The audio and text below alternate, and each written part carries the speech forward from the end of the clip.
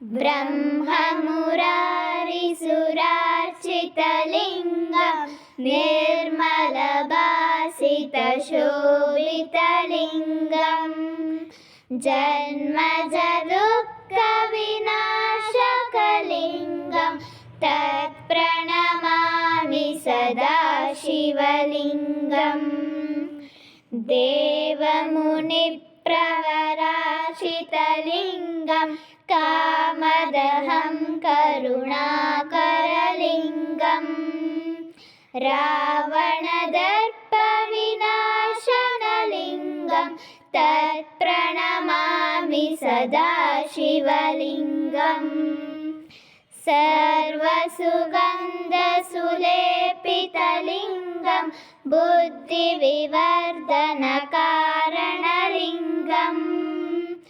सिद्धसुरासुरवन्दितलिङ्गं तत्प्रणमामि सदा शिवलिङ्गम्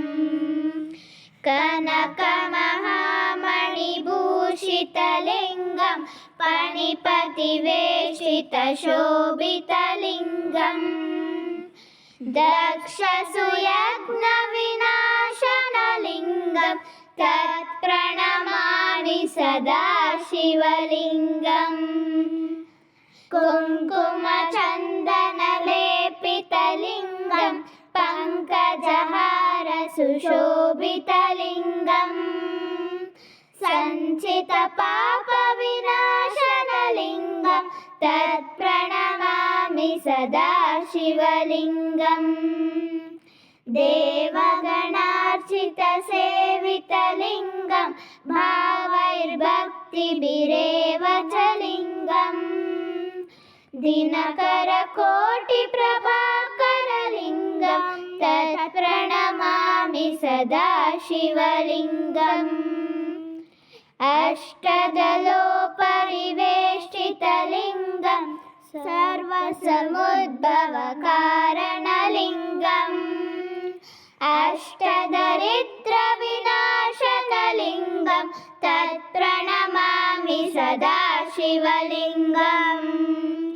सुरगुरुसुरवरपूजितलिङ्गं सुरवरपुष्पसदार्चितलिङ्गं परात्परं परमात्मकलिङ्गं तत्प्रणमामि सदा शिवलिङ्गम् लिङ्गाष्टकम् इदं पुण्यं यः पठेत् शिवसन्निधौ शिवलोकमवाप्नोति शिवेन सह मोदते शिवेन सह मोदते।